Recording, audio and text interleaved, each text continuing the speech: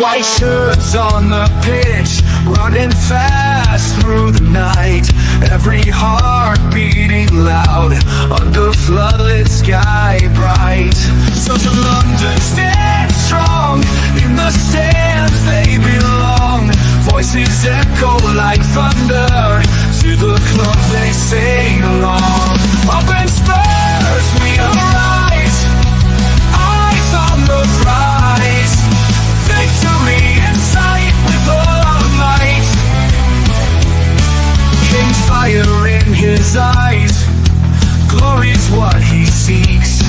With every goal he flies, rising to new peaks. From the lake to far and wide, we're the pride of the fight. On this journey we'll ride, with our passion burning bright. Up in Spurs we arise, eyes on the prize. Victory in sight with all our might.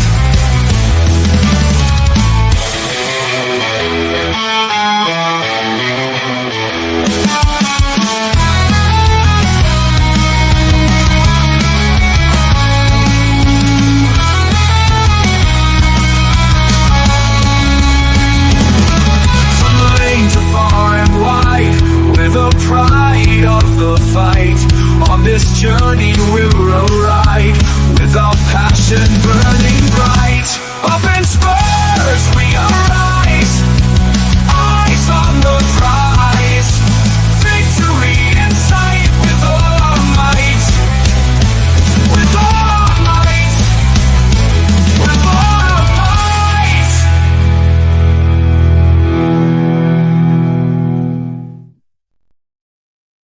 I hate it when intros don't last as long as you want them to last, because I was just finishing off a little bit of housekeeping in the background.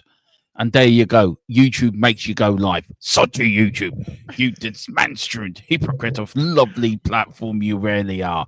But guys, and welcome to you. I need to get my teeth in. Welcome to THFC Toronto, home Tottenham past, present, and exciting future under somebody. Welcome to MUFC. Commiseration, so MUFC Spotlight on your sort of going out of the FA Cup, and big up to everyone X World. Hello X World. Kev, how are you this evening? My new co-host, my new partner in crime when Colin and Tequila are not around. He's my new Rodney to me being Del Boy. So how are you this evening, sir? Well, I started the weekend Munster last, then yesterday Kerry last, and today I completed the trifecta, Manchester United last. So it's been a rough weekend, Dermo. It's been a rough weekend.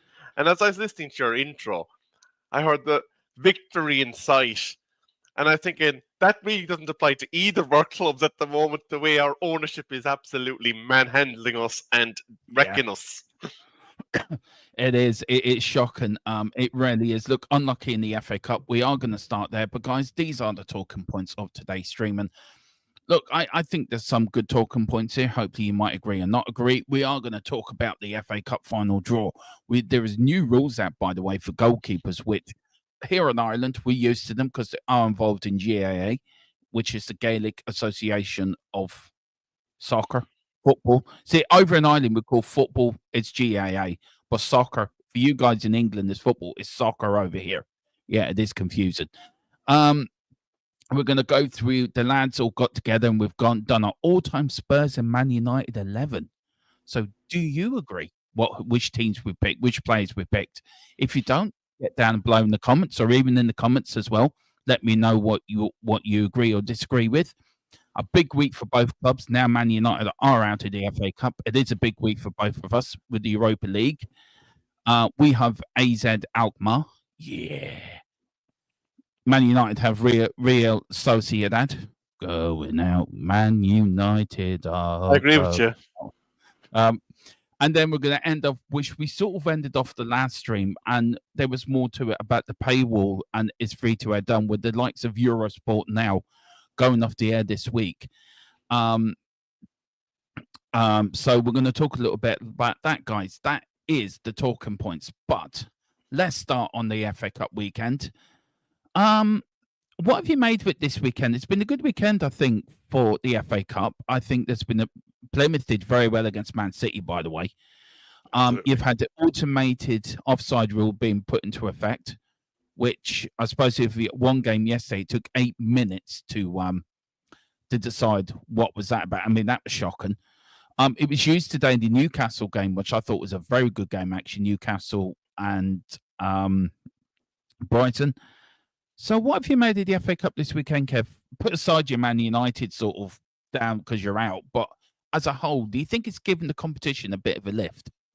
Well, I have to say, I enjoyed the fact that there's been some surprise results because I think a lot of people, no matter how much they hate Manchester United, would have said Manchester United were going to win today.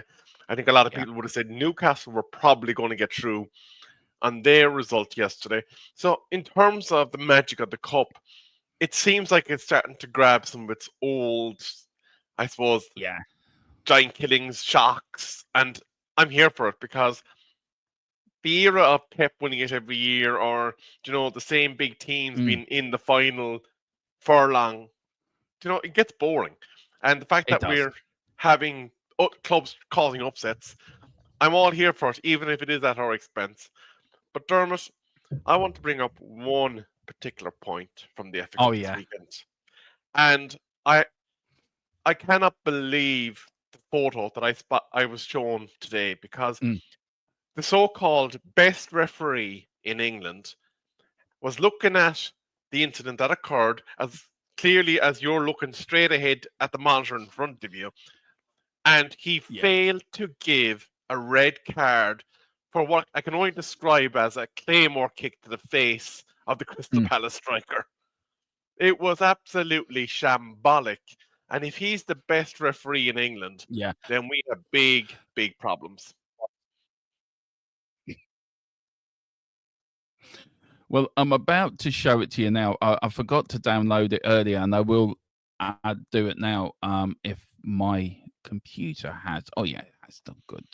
I mean, this reminded me of Schumacher against the German player back in the 1982 World Cup. Many of you probably weren't around for that.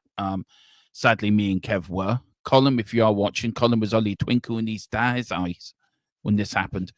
But how he never got sent off, Kev. I mean, that is, if that was in WWE or if that was in UFC, everyone would say, what a great knockout. And that's shocking. And the referee's looking directly at it. Are you telling me he did eventually get sent off, by the way, just for point of clarity. Just wasn't done by the ref. No.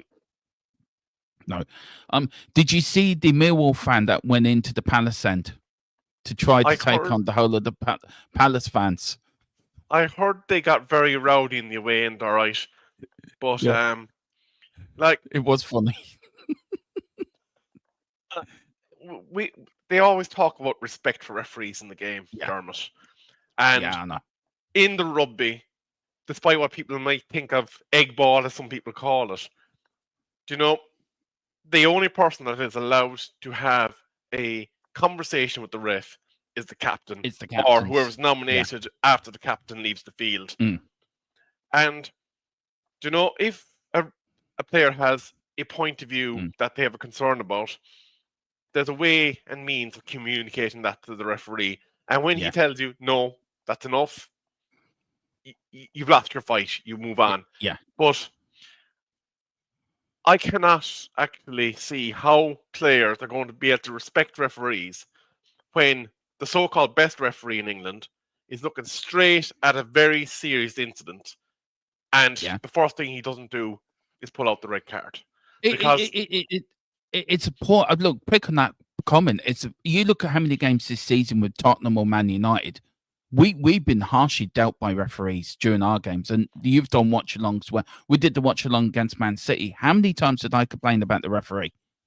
I mean, I don't have enough fingers. I mean, to be fair, the linesman was a bit like Porky Pig on that line. I still can't get over the size of him. He was like a little roly-poly. They could have rolled him up and down the line. I'm sorry, Mr. Linesman. I'm sorry. No, I'm not sorry. You're a git, linesman.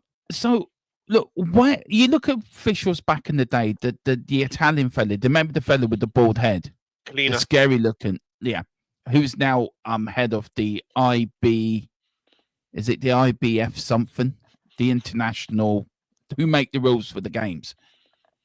If his decision stood, that was it. Everyone walked away. The referees today are not as good as the referees in the past. And you look at the referee today of the Newcastle game. The referees think they should be there for their own, like their own superstars. It's all about us. I was watching last night the class of '92. Do you know the documentary to do with Salford? And Yep. Salford game, and literally somebody said that referee is just there for himself. It was shocking. I've seen games this season. Referees are shocking. So is that a Premier League problem? Is that an FA problem? Or is it that the referees are not properly trained now these days? Where back in the day, referees were trained, but as the Premier League, are they not training them? You know what, Dermot? It's something that needs to change. You've raised a very interesting point. And do you know what's scary for me? Is the head honchos in La Liga were looking for the English referees to come over and give them a masterclass in how to ref properly. And I'm kind of looking at this and I'm kind of going, sorry, what? Like, as you know, Howard Webb, former Premier League referee, and probably had every big game that you can imagine in world football, is now the head of the English Refereeing Association. And I'd imagine if he had hair at this point, he would have every single bit of it pulled out of his head, because he's probably looking at it and kind of going, own goal after own goal after own goal. When you have the likes of Taylor and all these lads pretty much setting up talking points for every single type of show like ours, every single film package that's rolled out in a match of the day or wherever. There's even a program now on Sky called Ref Watch. Mic Up, Can I just say that originated from this channel? Philip used to do Ref Watch. That originated from this channel. So Sky, you stole our idea. I will be talking to my solicitors, and I'm taking you to court. You did rip off our idea, and I'm sure Philip Brady will be in his solicitors tomorrow morning, looking up a lawsuit of you nicking our idea. But that just brings me onto something great, because above your head, Kev, is a barcode. And that barcode is for our big up channel, Matchday Magic, which we're moving the second channel over to there, guys. I'm now logged in. I got my first stream on Tuesday where I'm doing a tactical review of the game coming up and against AK Altsmar. So do join me for that, but do hit that QR code. Do come over. Do follow us. One thing about Big Up is very good that you can join. If I'm doing the show, I don't have to put a link in the chat. You can just press join stream and I'll accept you and you can come on. So do get over there. We are going to put our second channel over there. I think Kev's going to join me there next Sunday as we do a tactical review of the games of final score of the Tottenham game. Next Sunday we will be doing a tactical review over there, so do join us there. I'm on there Tuesday and Friday this week, guys, as well. Column's going to come and join me as well, so do join us over on Matchday Magic on Big Up. Hit the QR code at the top of the screen and do that. And also, guys, if you can do us a favor, I'll welcome everybody in. I will get this out of the way first. It is called doing a bit of housekeeping. Do also hit the notification bell or hit the link below for our, where is it now? For our channel sponsor, which is Private Internet Access. Here to explain how it works and why you should get it, because it helps them, it helps us, and we can give you better graphics. As you can see behind me, I'm in a new studio, and that's because of you guys. That's your guys putting your hard-earned money into the channel, and we pump it back into the channel, so we can give you new, we can do new graphics, new everything, like we're Big Up and everything. So do it. I'm rattling on, but here is Column to tell you all about Private Internet Access, and enjoy it. It's only a minute long, and then we'll get back. We'll welcome you all in the chat, and then we're going to kick into the show because we've got some great talking points. Take it away, Column boy. Let me talk to you. a little reference there. But I'm going to stop messing about. I'm going to talk to you about private internet access, the best VPN in the land. Now, when you're online, you may not realize, but all of your data is there for the taking by anybody. With a VPN such as private internet access, your data is safe and secure, streamlined, and nobody else can get hold of it. That's why I use one anyway. VPN's very easy to use. Private internet access, all you got to do is log on your phone, select where you want to be. So I want to be in America, and I click go, and there we are. You can also link up your devices to it from your phone if that is easier for you. It's available on a lot of platforms as well. As you can see, you can use it for a very, very big range of things. So that's even better as well. You can use it, like I said, on all your devices, smartphone, tablets, gaming consoles, and stick it on your modem. And it's unlimited devices. One equals all. It's available all across the world, and it works perfectly. What they do is they mask your IP address, so pesky 3 o'clock kickoffs aren't an issue anymore, and they're independently audited, so there's no logs, 30 million customers, and 4.5-star Trustpilot rated excellent review. Private internet access. Get yours now. Should be put up for an Academy Award for that. That should go in as best promotional video for the Academy Awards. Absolutely, Dermot. And if you sign up to private internet access, it saves you having to move to Ireland to watch 3 o'clock kickoffs. Yeah, it does. And how much is it? It's €45. It's €45 for 2 years, plus you get 4 months free. I will be doing it this week because I'm sure Colin's sick of me piggybacking off of his VPN. I will get it this week, I promise, Colin. But yeah, do so. And also, this is the link also for Big Up as well. If you can do it there, guys, please do hit the link. Come over, follow us. We've got shows this week. We've got stuff coming up as well. We've got tactical reviews, tactical analysis of games. We're going to have discussions on Premier League. We're going to have Irish League of Ireland watch-alongs. We're going to do everything that is non-Tottenham on that platform. So do get over and give us a like as well.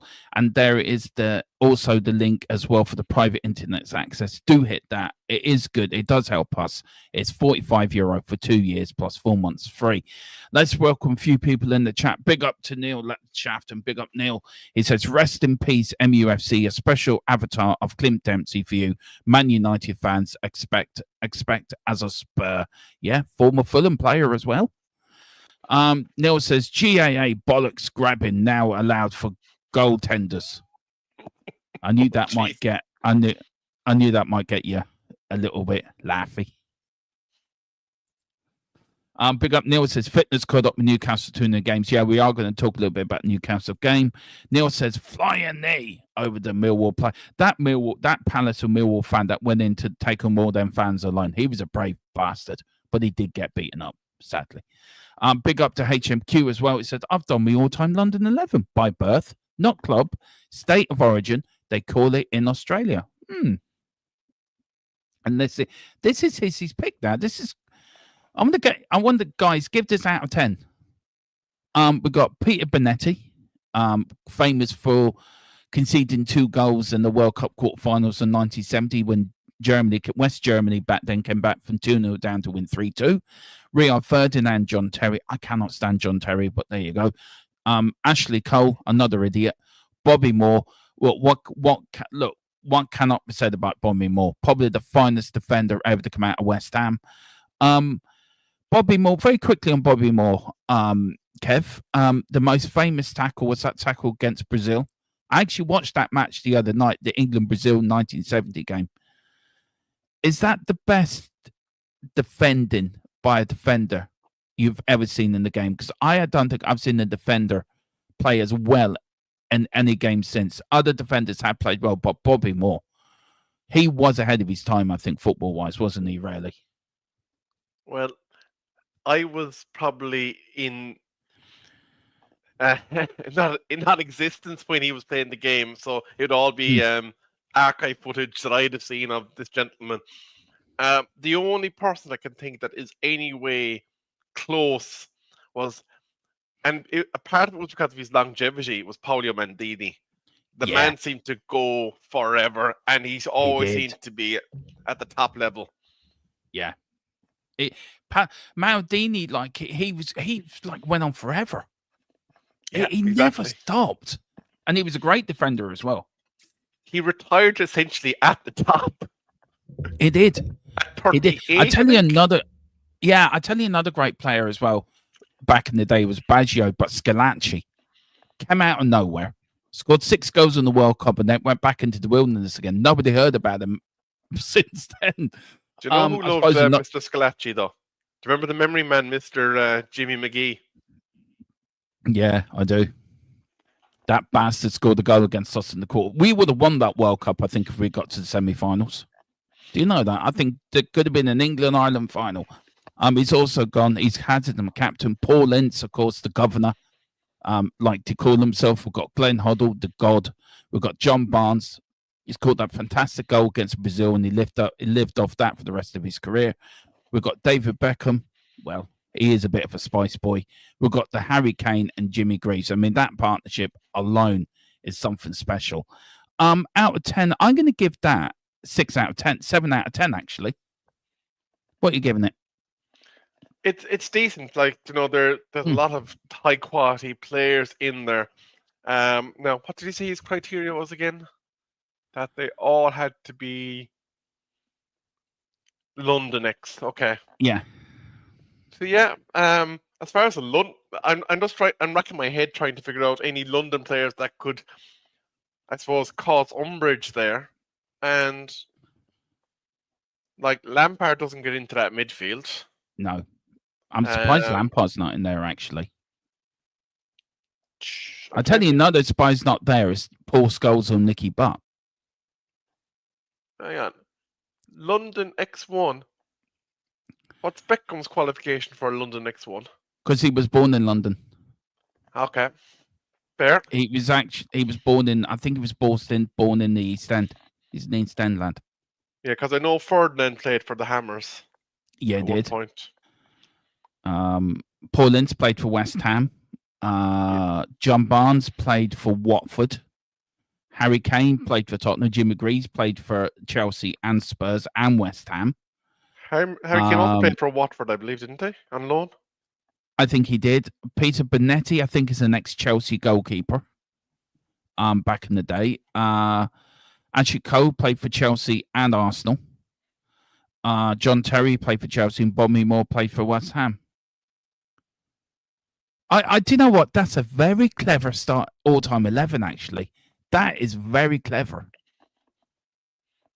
Yes, indeed. I have to say that is very HMQ. Big up, sir. That is a good one. I'm giving it a 7 out of 10. What are you giving it? I know Colum's giving it a vote. I will give Colum's comment in a minute. I'm going to have to agree with you because it really makes you stretch the grey matter. And I just want to point out that HMQ himself is giving a health warning, saying that John Barnes is Jamaican but arrived in London. So fair play to him for kind of bringing that up. Big up. So we're both going 7 out of 10. We've got Dr. Evil, says Neil Shafton. Don't know who Dr. Evil is. I don't know if he's going to be the new Bond villain. We've got Colin. Whoever did that voiceover for your advert sounds like he's a sexy mopper trucker. Yeah, he is. That man who did a voiceover column, he starred in loads of stuff, hasn't he? He starred in Doncaster, that thriller about an Irish TD going over to Doncaster Rovers. It's called the Irish Affair. He starred in that. He was the leading man. He played the Irish TD, apparently. He also starred in other stuff called Doncaster Blinders as well. Reservoir Puppies. Yeah, he did. He starred in My Left, Right, Left Foot. They couldn't decide which foot it was. He decided in that. He's also, yeah, he did.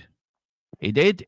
He also starred in other things called, he was Bond. He played the Bond film called Why Do We Always Lose in Manchester? That was a famous Bond villain film, that was. I don't know what happened to it. I think it went into it. It never got released, but in the underground Bond world, it's a very famous film. So big up to you. Hardy Colin. Moonlights at the local Maxwell garage as well. Yeah. I saw it there last night. I was going down to go. We got Circle K and it was there. Somebody could buy it. He had it on Pirate, so big up, Colin. No. The best defender I've ever saw was Slippery G against Chelsea. Oh yeah, do you remember that? Was that Brendan? Was Brendan Rodgers in charge? Slippy G's year. Was it Rodgers or was it? No, that was the year Liverpool were against Chelsea in the league. Mourinho was Chelsea manager and Brendan Rodgers was Liverpool manager. Was it not Rafa that year? Lost. No? Yeah, I can't remember. But I think it was Brendan Rodgers and Mourinho. Liverpool should have won the league that year, but they didn't. Colin is saying he gives that 4 out of 10.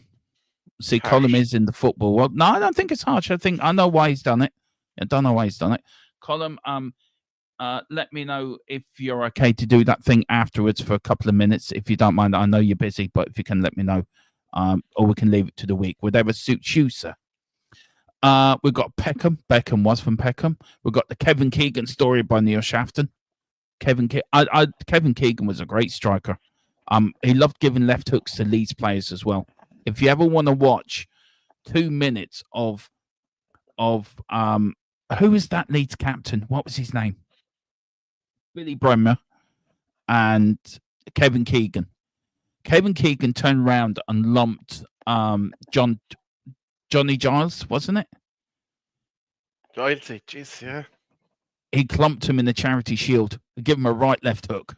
Big up Kevin Keegan. Carl says best defender I saw was that. But yeah, Carl is our new women's beach ball roving reporter. We've got, I think that voice actor was the main guy in Spurs Don't Win Trophies as well. Yeah, he was. He played Daniel Levy in that. I thought it was Daniel Lordy, no? Pardon? I thought it was Daniel Lordy. Yeah, Lordy, yeah. He also starred in the Teletubbies, if I'm right. He was one of the Teletubbies. We don't know which one he was. And Worthel Gummidge of all people too. Yeah, it was, yeah. We've got Barcelona 4, Real Sociedad 0. Big up. And then go over there, big up the column. And also hot top interviews coming your way. Brilliant. That's what we want. That's what we want. Now, let's crack on with the show. There's 40 of you in the house already. Big up to everyone watching. Please hit the like button, the subscription button, and the notification bell. And we're going to get you involved as well. Do pick up your memberships. We've got a new series starting tomorrow for you members only. It's On This Day in History, where it's going to be a 5-minute video every day for you guys. So members, that's exclusively for you. So that's coming up tomorrow. But we're starting in the FA Cup 6th-round draw. It has taken place, and this is the draw, Kev. We've got Fulham versus Palace, Preston North End versus Aston Villa. We've got Bournemouth versus Man City. We've got Brighton versus Nottingham Forest or Ipswich Town.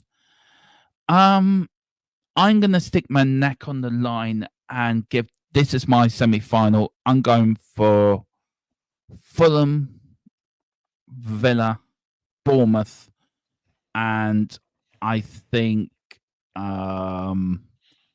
Forest would be Ipswich, and then I think Forest would be Brighton. So I'm going for Forest. They're my 4 for an FA Cup semi-final. What's your 4? What do you think to the draw, by the way? It's an interesting draw, and it definitely offers hope to a lot of clubs that they might get a bit of silverware this year. I think the loss of Mateta is big for Crystal Palace, and Fulham will probably do them because they're missing their main man up top. Preston North End, can I just give them a round of applause for making it this far, because fair play to them, in fairness. Absolutely. As we know, it was the stomping ground of many a League of Ireland player for quite some time, and very impressive. But even with Villa blowing hot and cold because of all those games, they're just not going to beat them. So Aston Villa there. Pep's lunacy is probably going to come through against Bournemouth, as much as I hate to say it. And then we've got, Brighton and Hove Albion, or as a Chelsea fan buddy of mine likes to call them their feeder club because they seem to buy so many bloody players from them, have been going very well. I do agree with Philip on that front. Yeah. But Nottingham Forest, they seem to be on a storied season, so I think I would expect Nottingham to come through that Ipswich game, and it's probably the tightest of the 4 games. I think, to be honest with you. Yeah, I do. I'm looking forward to that Forest Ipswich game tomorrow because that with all the troubles Ipswich have been going through, they're not a bad outfit, to be fair. They've got a good manager, to be fair to them. Yeah, they do. Pardon me. But look, who do you think might win the FA Cup? Who's your pick? Do you know what? I'm actually I'm going to put a few quid on this. I'm actually going to put a few quid on probably Forest winning it, actually. It might be a Forest Villa final. That's what I'm picking. Interesting call. No, could you imagine if Nuno wins an FA Cup and a certain former chairperson decided he wasn't good enough to manage your team? Don't go there. Do not go there. Leave your fishing rod where it is. Do not go there. But as much as I hate to say it, I think the Blue Scum are going to win it. I don't think they will. I think they might go out to quarterfinals, you know. I'm here for it. I'll take it. Yeah, I do. Philip's gone. It says Brighton were excellent today. They were good today, actually. I really enjoyed that game. Proper FA Cup game today up in Newcastle. 2 players sent off. Offside rule, that new automated offside rule, which I thought was very good, actually. The referee gave the reasons why over the loudspeaker, which I think they should bring into Premier League games as well. But he says Brighton are my pick. Carl says he'll be back in a minute. Big up to HMQ, says Forest must fancy this. Yeah, I think so too. Look, we're talking about FA Cup and we're talking about goalkeepers, and Column's is an ex-goalkeeper, and this will be right up his alley. There's new rules coming in next season, Kev, from the body that makes the rules that decide behind an iron curtain. What rules are? We never see them, but they suddenly come out of nowhere. Now, is this right? If a goalkeeper holds the ball for more than 8 minutes, 8 seconds, it goes then automatically for a corner. But we run that here in GAA. And it's an absolute farce. It's a farce. How the hell is it going to work in football? Here's the problem with it, Dermo. There was very much controversy in the live game around you have 20 seconds to basically complete your kick out in GAA, or it turns into a tap over free, essentially. And the problem is the goalkeeper does not have sight, at least in Gaelic football, of any time management shot clock that lets him know whether he's in breach of this 20-second rule or not. And there was one instance where the goalkeeper was done after 21 seconds. The ball was released in the 21st second, and it gave a tap over free. And then there was another one that was actually given, and it was only 19 seconds. So it was 1 second early. So the referees can't utilize it properly or manage it properly. The goalkeepers have no idea of where they stand in terms of their game management. If any sort of thing happens where the ball doesn't sit where it should do and they have to reset it, they're losing time. So there was a major problem with goalkeepers holding onto the ball and time wasting. I will acknowledge that in the game of GAA. Yeah. And I'd imagine, similarly speaking as well, there was probably too much clock being eaten by goalkeepers namby-pamby around their own square with the ball in their hands. But I've got no problem with that. There is surely better solutions than an automatic corner, because you're automatically saying, okay, you took 9 seconds. The punishment is a goal scoring opportunity for the other side. Yeah. And I don't know where, it's not basketball where you can see a shot clock in front of you at all times and you're fully aware of time management. You're in an open field with a crowd baying at your especially if you're away from home, and there's no place where you as a keeper will be able to look straight on and say, "Oh, I have 2 seconds left before I have to punt this thing or drop it or do whatever." It is completely going to be impossible to regulate. And 8 seconds, I don't think you could blink in 8 seconds No. and realize that you Look, blinked. I grew up with football being football. Philip Brady, who's in the chat, grew up watching the game before even you and me were thought of back in the late 60s, 70s. Colin, he's a goalkeeper himself, at a very good level goalkeeper, works within the game, knows a lot about it.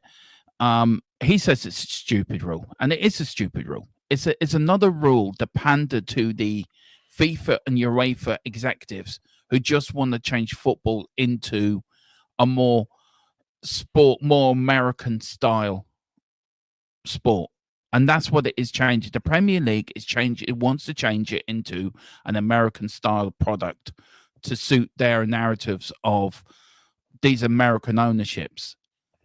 So where does enough become enough with these rules? I mean, rule changes. I mean, Neil puts here very good points. It's easy fix. You put digital clocks at both ends of the field, on the sides, one each by goal, so there's no excuse. But that's getting a bit like speed snooker or pool when they have the countdown. You have so many times to take a shot. Or if you go into American football or basketball or ice hockey, them rules fit them sports, but it doesn't fit our sport. So why are these people trying to change the rules? Is it because of UEFA? Is it FIFA? Is it pandering down to advertisers? Because everything's got to be done for advertising to the millisecond. So say for example, right, Tottenham are playing Man United, and they know they're coming to the end of the half time, and there's a certain amount of ads that have to go on between Sky taking a break and Sky coming back on. So if this rule comes in, is that just pandering down to the TV companies instead of trying to make the game faster? It's a stupid rule. And also one more point I want to say, Kev, before I get to this. I think giving a corner just because our goalkeepers hold the ball on for longer than 8 seconds, that's not fair on the team.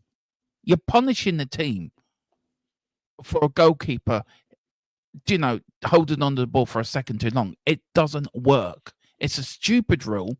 It's going to ruin games. And again, it's FIFA and UEFA pandering down to TV companies and people that want to get their product out and advertising. And it has to stop. We have to get our game back because we've lost our game. I'm going to play devil's advocate for just one moment because... Oh, I love it when you do that. As you know, we're from a country that, as a result of what we did in European competition and World Cup competition, we caused the back pass rule to come into existence because we kept putting the ball back to our goalkeeper and basically trying to frustrate the opposition. And as a result, the world body and the European bodies decided we need to legislate against this because this is cockamamie and we need to stop it. And at the time, I'd imagine there was a similar uproar of, oh, why do we need this? This is ridiculous and blah, blah, blah, blah, blah. So maybe as football fans, we're kind of having our modern day version of the back pass rule. But that's where my devil's advocate part stops. Look at the realities of what we're dealing with in the English football game. We mentioned referees already and missing blatant assaults on the pitch when they're looking straight at it. How in the name of Jesus are they going to do clock management, making sure that there's not any skullduggery on the pitch, and then have a regulator where they're going to go, oh, Dermot's after holding onto the ball for 8.2 seconds, corner. It's absolutely going to be farcical. Yeah. The quality of the officials is nowhere near where it needs to be. And they need to learn how to apply the current rules of the game and manage Can't those. Even do that right. I mean, look at it, Kev, right? This way, right? You're 1-0 up, right? You got last seconds of injury time. What's the thing you do? You pass back to your goalkeeper. That is the thing. You pass back to your goalkeeper to waste a few seconds. He kicks it long up the field, right? That for me, I don't get it. I mean, we've got a few people in the chat here. We've got Neil Sender just trying to get time wasting out, not to make it American. Coaches complain all the time. Time wasting has always been part of football. How many?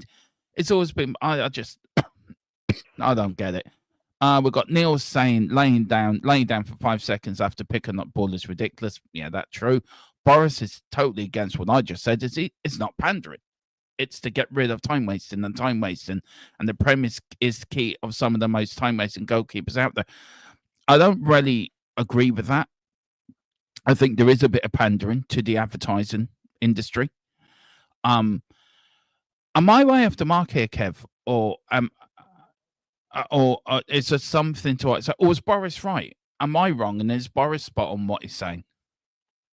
Here's the interesting thing about the point of views that both sides are articulating. In terms of advertisers and pandering to them, at this stage, because of all those electronic advertising boards that are in the various stadia, because of the ability to basically flash up graphics while live action is underway, we see it already with the TV channels. I don't think there's any additional gain that an advertiser can squeeze out of managing the time it takes for a goalkeeper to disperse of a ball from the point that they have it in their hands. So now, if we're discounting advertisers from being the source of truth of why this is coming into effect, then you have to look at what data are these people picking up that they're saying that this necessitates a rule change. And I'd imagine there's probably a sizable chunk of games where they're saying over the course of the 90 minutes, there's 2.3 minutes wasted inefficiently that is taken away from the other side having the chance to come back into a game or some such data. I'm pulling that 2.3 minutes out of my you-know-where. But Phil says, 20 seconds, and they're having an awful time regulating it. So the point about the digital clocks, if they do bring the stuff into effect, is going to have to be somewhere in the eye line of keepers. Or they're going to have some way of kind of being able to see where the point of the 8 seconds started and when it's ending. But it's probably a rule that's not going to be workable, because I'd imagine it's going to necessitate additional officials. One that is constantly down at each goal and kind of going, pressing a button that will be another watch probably on the referee's wrist saying, breach. You're muted. Or beep in his ear if it goes over. They can't even get VAR right. How the hell are they going to get this right? I'm sorry, I'm sticking. It's a stupid rule. It should never be implemented. And if it is, I throw my hands up in the air. I think football's gone crazy. Colin is saying goalkeeper union in full effect. Imagine you're 1-0 up in the final 90th minute. You play and you accidentally hold on to the ball for a second over. The corner is given and they score from it. True. That's very true. That's a very good point. Philip says if you're playing Liverpool, you get 5 seconds. Well, mind you, that's so true. We know Liverpool have bought the Premier League. We've got Boris here. Boris doesn't agree with me here. So shall we let M.A. Martinez get away with it forever? Same with Pickford. Everyone complains about time wasting keepers out there. I agree that refs are terrible, so we'll make mistakes. No. Look, this is going to be another controversial. I mean, they can't even put in the automated offside rule, which was in today, Kev. Are these people making these rules? Did they know the game? Do you know what I mean? We never see them. We never, ever see them in public. So I just don't get. It's a stupid rule. It's an absolute stupid rule. Do you think they should work in the lower league first and work out the kinks before they bring it into the Premier League, or do you think it will be introduced into the Premier League straight away? Is it coming into the Premier League next season straight away? I'm just going to share something here because I've been doing a little background hunting, and it's had 400 trial games, including Premier League 2 to date. And the number of times that the referee had to go to a corner didn't happen often, according to the Right. data that they've garnered. So I'd imagine after teams calibrate themselves to the rule, it sounds like it just takes away the issue. Yeah. And eventually, it's going to be very rarely called unless somebody has a brain fart on the pitch. Yeah. Well, look, it's coming in. It's coming in. There's not a lot we can do about it. I don't agree with the word. I don't agree with the rule whatsoever. I don't agree with it. I don't think it should come in, but that's just my opinion. Look, rules on football in general. Look, the automated offside is supposed to come in this season. It hasn't come in because you're away for the Premier League. Couldn't get it into all stadiums. How do you think that worked this weekend? Do you think it was better than VAR? Do you think it was more reliable? And also, do you feel it sped up the games a little bit? But you look at Newcastle, it took them 2 to 3 minutes to work out if it was offside or not. So, what do you think of it? Well, yesterday we had an 8-minute VAR check at Bournemouth. Yeah. So it's clear to see that there's problems with the way offside is being done. And this is a real bugbear of mine, Dermot. If you're kind of zooming into 1000x in order to find if Dermot's front ear hair is ahead of the defender, you're probably looking at it in too much detail. Like, lo and behold, the days when clear daylight was the demarcation. Yeah. Like, I've seen VAR lines drawn off people's elbows, people's arms, and then on the other side, the defender's getting drawn off the part of the body that they can defend with. And I'm kind of going, well, I can't score with this. And it just happens that in the stride of the run, even though I might be level with my defender, that my arm is just gone forward. And I think there's an absolute, utter nonsense going on with the way they draw lines. And it needs to stop. And yeah, it does. It needs to stop yesterday. Now, I think the problem in England was that there's a lot of grounds that were incapable of taking the architecture that is needed for the automatic lines to be put in place. I think we were talking about this on Friday or no, Thursday. That the consistency of where the camera that is viewing where an incident occurs is different when you go from ground to ground. So, for argument's sake, we might be looking at an incident that occurred on the pitch in Old Trafford from the 5-meter line. But in Tottenham Stadium, that might be at 7, 8, maybe 10 meters, depending on where they could find a suitable place to push the camera or the lines for the camera for the overhead. And it might give a slightly different angle to the view of the incident. And therefore, we're getting a skewed view. Now, interestingly, one of our wonderful viewers brought up the fact that what Stockley Park see is not necessarily what we're seeing in our live broadcasts.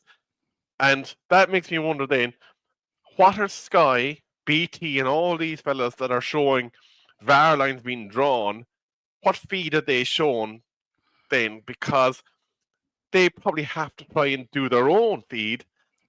And it kind of infuriates fan bases because they're thinking that people in Stockley Park are absolutely incompetent morons. Whereas when you're sitting watching rugby, you're looking at the ref, looking at the big screen in the ground. The crowd at the game are seeing what's going on. The crowd at home are getting the same feed. And you're hearing the ref's comments to the VAR, the VAR's comments to the ref, and whether you agree or disagree with the outcome, you're hearing the methodology. You look at American football as well. You hear the referee. Look, I've just started watching NFL, but if there's a foul, he'll say 10 yards, whatever. Rugby. Now, the people in the crowd can't hear the rugby referee talking to the VA or to is it TIM or TOM? I forget what it's called in TMO. rugby. TMO. People at home can hear what the conversation is. Now, when we're doing a Premier League game, the Sky have locked in the commentators who are doing the game on Sky can hear what Stockley Park are talking about. They can hear the conversation between the ref and Stockley Park, but we don't. So, does football have to? Does VAR work in football? Do they have to just get rid of it, go back to goal line technology, use the automated offside rule, but everything else is down to the man in the middle? Because you look at today, Anthony Taylor for Anthony Gordon sending off. I thought it was harsh. It looked a lot worse than what it really was. And he gets to miss the League Cup final. But do you feel referees are relying on VAR more than they should be? Because I think they are. I think VAR is running the game, not the referee in the middle of the pitch. My other problem with VAR is that it's the boys club and the referees. It's that it's their busy mates that are inside in Stockley Park doing their games, and they're always going to side on their buddies' decisions because they're kind of going, well, Reg could be inside doing my game next week, and I don't want to make him look like a tit out there. I think there is a place for VAR in terms of serious foul play, because if they miss me giving you a dig in the ribs, and you're down the ground, and there's no consequences, and we score a goal on a break, then there is a case for serious foul play. It needs to be reviewed, and I think that the protocol should be that the clock stops. It's working in the football, it's working in the rugby, and on 90 and on 45, that's it. There's no last chance saloon to get back down the field. It's over, wherever the ball is. Yeah, no, I agree with you. Look, this is for another show, VAR in itself, but I think this new rule for goalkeepers is a stupid rule. It really is a stupid rule, and I don't think it should be introduced. Adam says if a decision can't be made in 30 seconds, then it's not clear and obvious. So exactly, I agree with that. I think this is a stupid rule, and I just don't want it in football. I think goalkeepers are a unique breed. I think goalkeepers are a law to themselves. But if it's Man United and you win 1-0 in the Champions League final, you're going to want your goalkeeper to hold on to the ball as long as you can to eat up time. If Vicario's in a Europa League final, I want him to hold on to the ball as long as he can. Eat up time. So I've got no problems with it. I know a lot of people, like Ed says, Brentford are ruining the Premier League with the time wasting, but everyone does it. Every team does it. So look, for me, I think it's a stupid rule. I don't want it in. I will keep saying it's a stupid rule. That's my opinion. But everyone's entitled to their opinion, and I respect their opinion. But doesn't mean I have to agree with you. Doesn't mean that I'm going to have to change my opinion because it's a stupid rule and they shouldn't be doing it.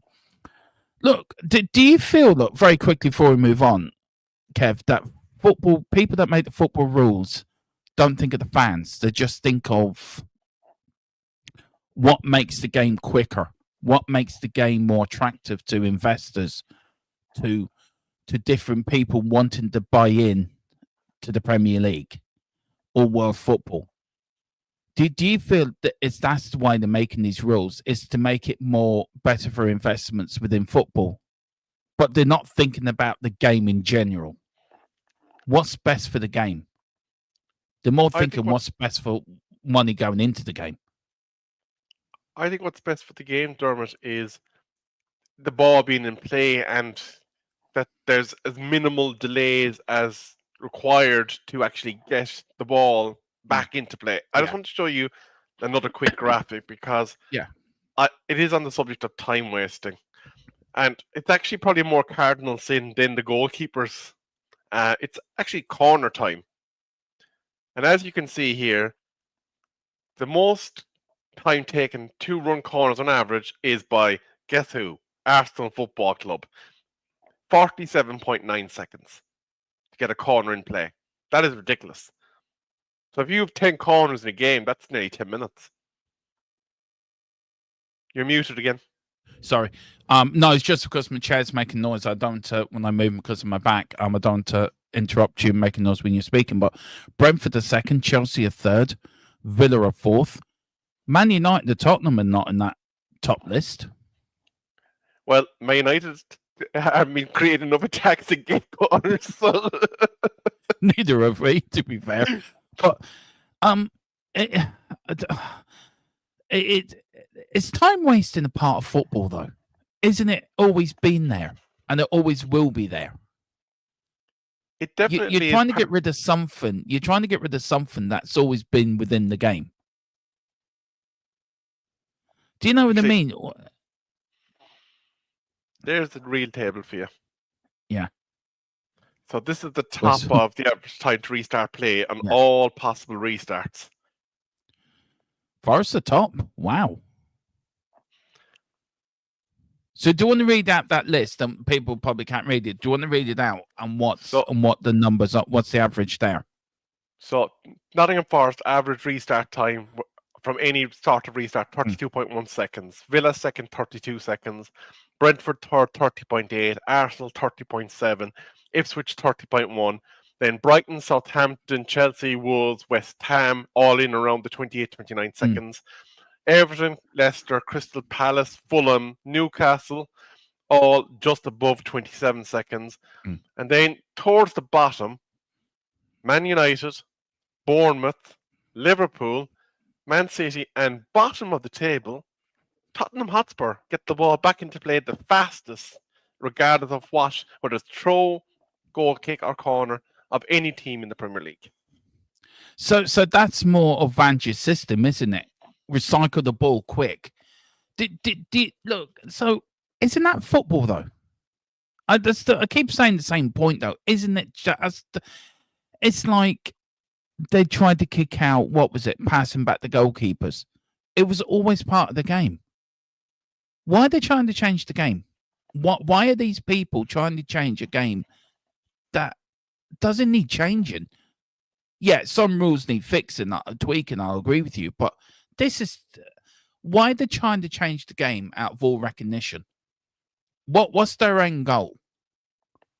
Well, for me, Dermot, you're probably dealing with eggheads that are into their data analytics, and the boffins are saying, this is what's best for the game. The science says this. Like, you're 8 seconds quicker than the biggest time wasters on average. Yeah. So there's 20 restarts in the game.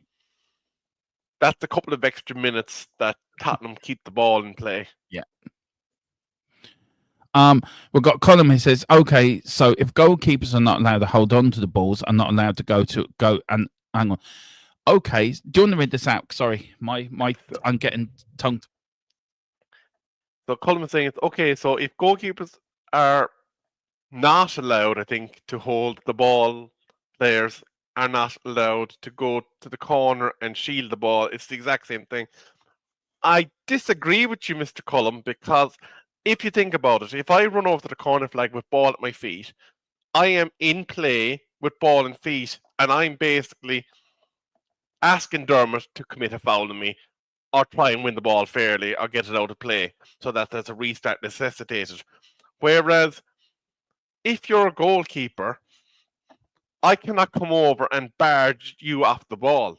Whereas there is an element of physicality that can be used to barge you off the ball if you're defending the ball at the corner flag. Dermot, sound? I'm keep muting it because of the noise. I'm sorry. So is it okay for me to go over to the corner flag and let's play around in the corner flag? I get a corner and I do the same thing. Isn't that time wasting? What's the difference between doing that and the goalkeeper holding on the ball more than 8 seconds? What's the difference? There isn't any. I can challenge you at the corner flag. I can't challenge the keeper. Yeah, but you can't. There's no difference. You're still time wasting. But it's in live if play. They're trying to eliminate time wasting out of the game, it's never going to bloody happen. Because they'll find another way to time waste. Then there'd be another stupid rule. Oh, you can't just, when you take a corner, you can't just pass it to the player and keep it in the corner flag. I'm just going to bring up two comments because Yeah, I think this is pertinent. Colin is completely wearing the goalkeepers union hat today. He's saying, "Nope, sorry, Kev, don't agree with you there. If they are fouled at the corner flag, it's rinse and repeat, and it's the same thing regardless of position." It and is. Ed then kind of is coming in on the rebel side. The difference is the ball is in play. Yeah, but you're still time wasting though, aren't you? So what's the difference from a goalkeeper holding the ball? No goalkeeper. If you got a player, right, you're 1-0 down and you got the goalkeeper, there's a player. You look at Sonny this season or other strikers. You look at Hoyland. I watched him a couple of times. In and around the goalkeeper, stopping the goalkeeper from getting the kick out. So if that happens and he holds onto the ball for 8 seconds, then that means that team wins a corner. So you're going to see a lot more of these players going up the goalkeepers to stop them releasing the ball early. It's going to become a tactic. So this is where I think this is a stupid rule, because it will be, in a way, it will be used as a tactic to gain yourself an advantage at the end of the day. I don't think they thought this rule through, to be fair. Where you have managers of the caliber of Jose Mourinho et al., they will find some sort of tactic where they could possibly manipulate a corner. That is for sure. Yeah. But I think we have to wait and see. And at the risk of offending any goalkeepers in the chat, maybe they do need to be getting the ball out there quicker and earning their keep a bit more. Yeah. I mean, look, Colin does say, I'm going to big up before we move on. He says, Neil said it does make a difference to the corner flag. Well, yeah, the corner flag does get pretty offended. He likes his love and affection. The corner flag does. Big up, Neil. Colin says, but the play gets stopped so much because of the amount of fouls that are given the ball defending side, which kills time as they have to set for the free kick and then do it again. True. Boris, I think, is on your side, Rebel. He says the only true difference is one time is wasting in play, the other isn't. That's the only difference. Well, it's these people making rules that don't understand the game. I swear to God. And then Colin said both were doing the exact same thing. Outcome of time wasting. One thing did come out yesterday was the abuse referees get, and the ex-Italian referee come out, who was behind making this new goalkeeping rule, by the way. I think he's just drunk too much red wine or whatever they were drinking, making it up. Probably in a lap dancing club somewhere. They're probably more interested in watching the lap dance. Yeah, we're going to bring in this new rule. Is that okay, lads? Yeah, that's fine. Fine. Let me concentrate on what I'm watching. Do you think the Premier League and the FA need to do more to protect referees in this country, in England?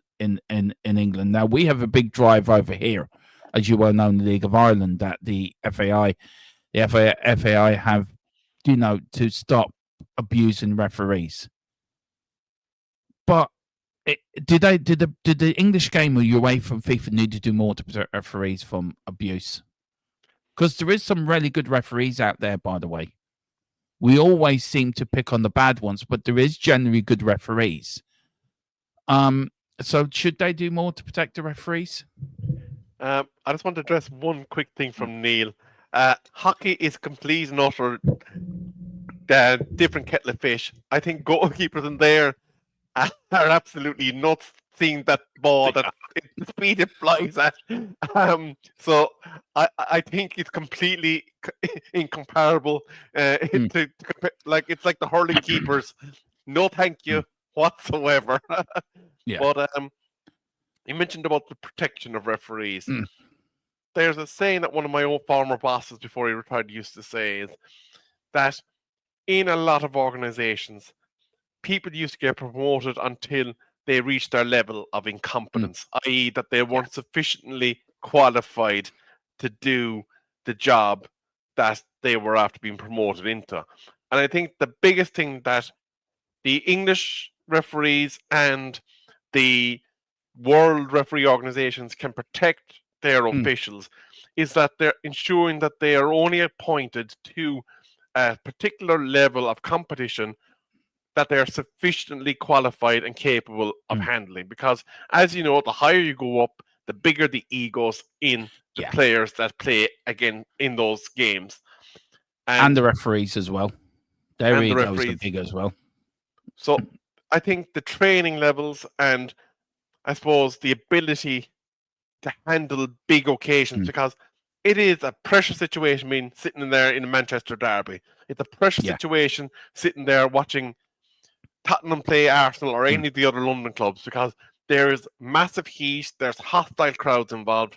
Yeah. And they have to be capable of understanding the gravity of the situation they're in and ensuring that impartiality takes place. Because some of, again, and I hate tearing down the English refereeing system, the so-called clubs that they support list is absolutely cockamamie. Like, if you're born and live in Manchester, you should be, the only games you should be doing is down in London or as far away as possible.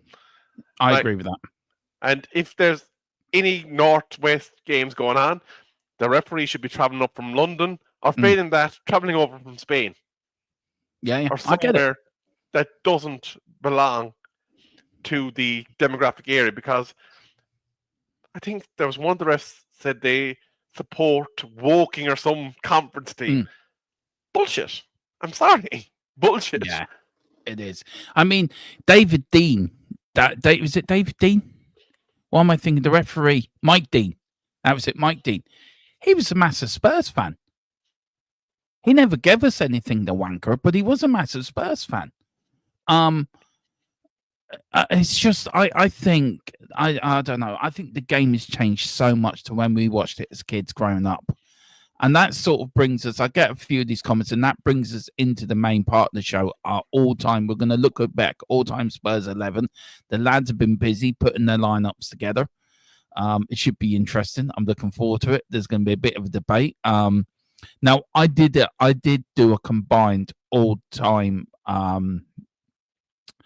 Man United Tottenham 11, which I am going to bring up first, and we're going to discuss that. But Colin says, I would love to see most people save a shot, catch a ball, scout the whole field for a pass, set themselves and play it in 8 seconds. Absolutely fine.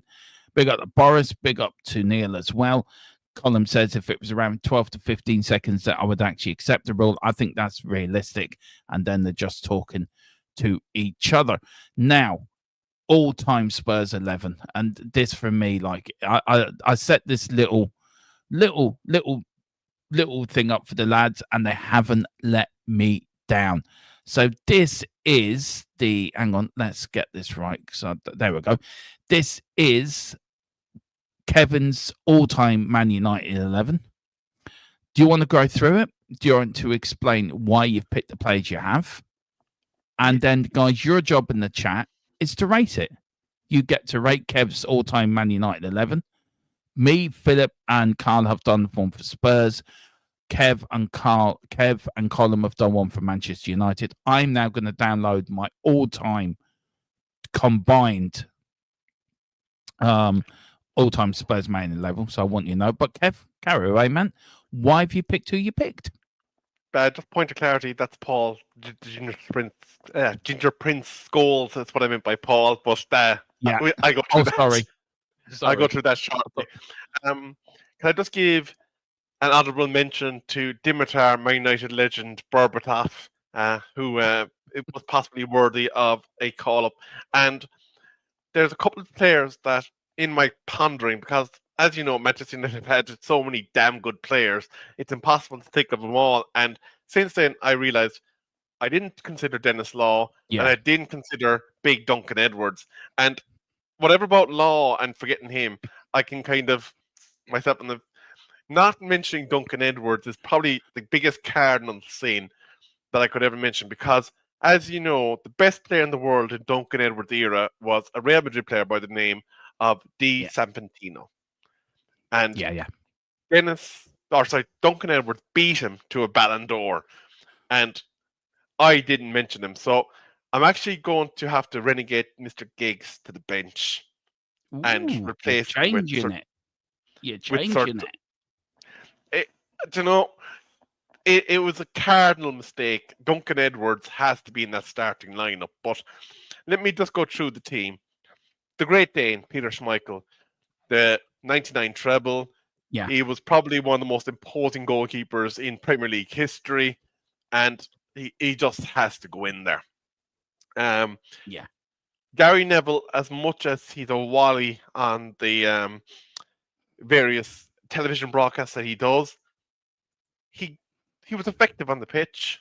He didn't cause any critical mistakes 99% of the time until he basically got to the end of his career, where he even said himself he knew at halftime in one particular game that he was done.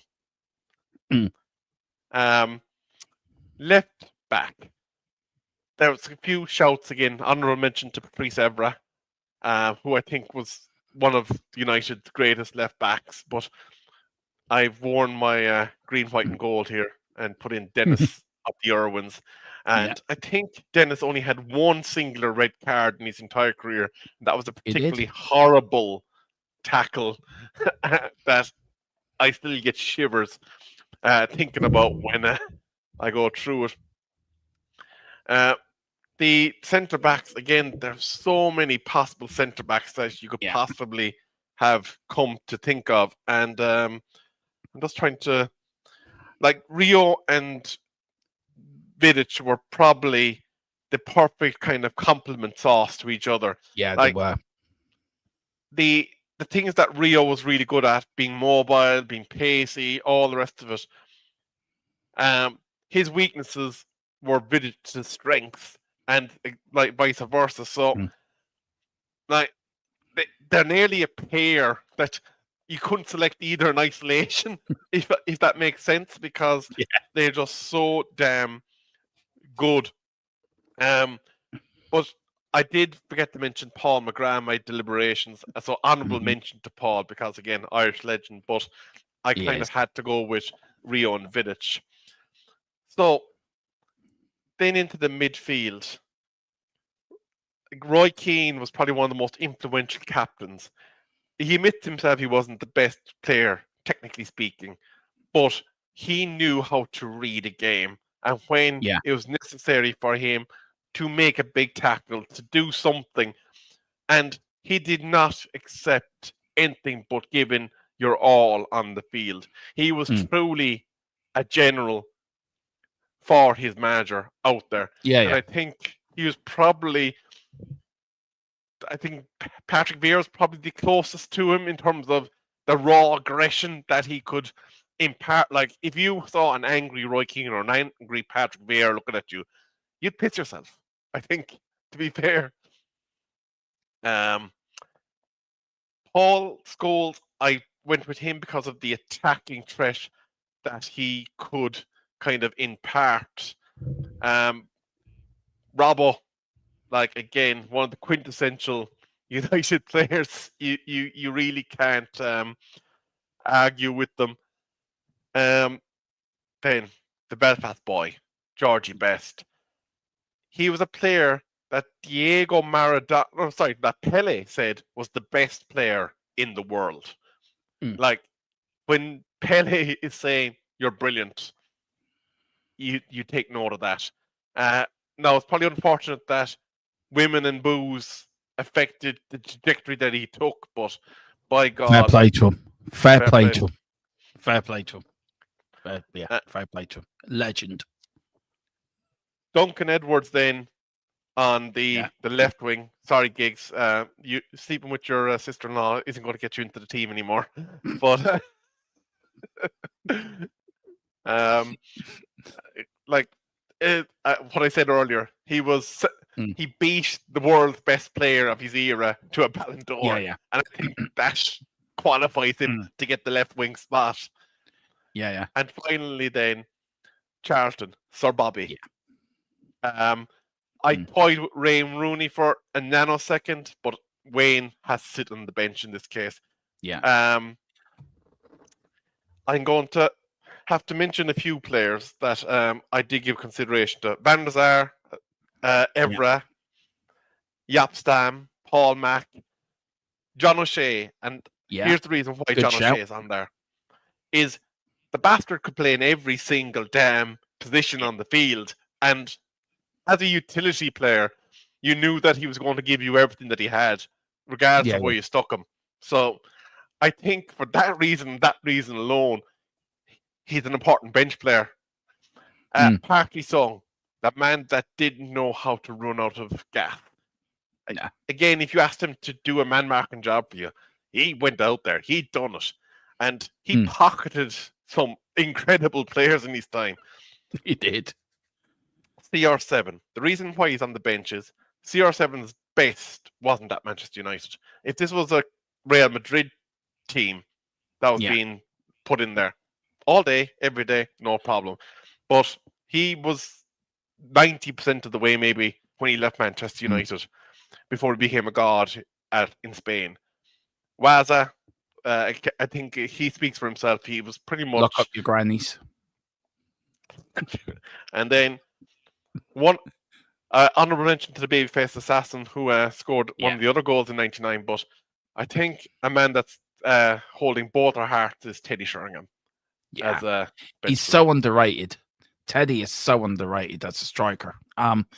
He brought the best out of United when he was at United. To be fair, I think he was that linchpin. He came in to replace Eric Cantona, and I think you made a very good choice in getting Teddy. He did miss a penalty in his first appearance back at White Hart Lane, if I remember rightly, in the first game of the season.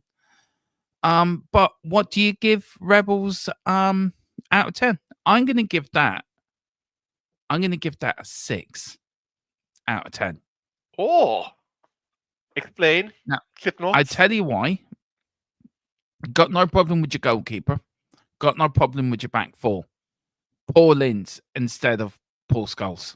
That was Paul. It was Paul Scholes. Yeah, but I put in Paul Ince. That's for me. That's the change I would have made.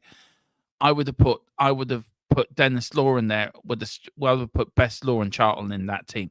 No Man United team cannot be without Best Law and Charlton. You have to have the homogeneity there. Pardon?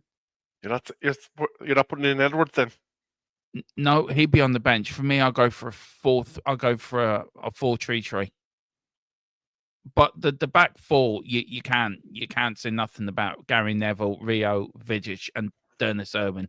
The back five, I think, speaks for itself. I think Brian Robson, I don't think he gets an awful lot of credit, as a Man United captain. He was your longest serving captain at Man United for 12 years.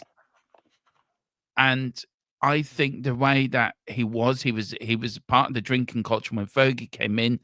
He adapted his game. He changed his game. He changed the way he trained. He quit the drinking completely.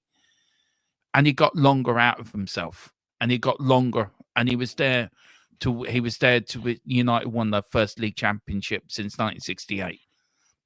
He was captain. Him and Steve Bruce were captains at the side. But look, let's see what the people think. It's not what I think. It's down to what people think in the chat think.